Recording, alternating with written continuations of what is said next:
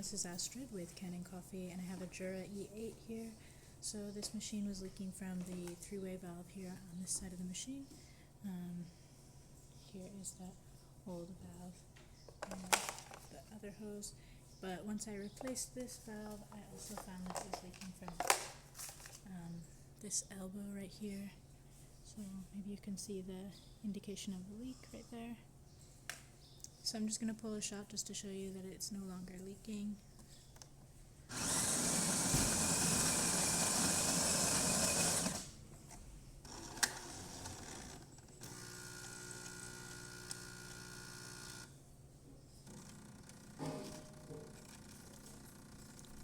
And if it was leaking right now, you would see a little bit of water pooling along here, but it's completely dry.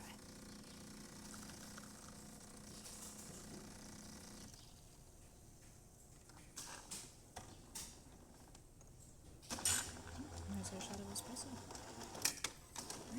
If you like this video, please subscribe to our channel. Thanks for watching.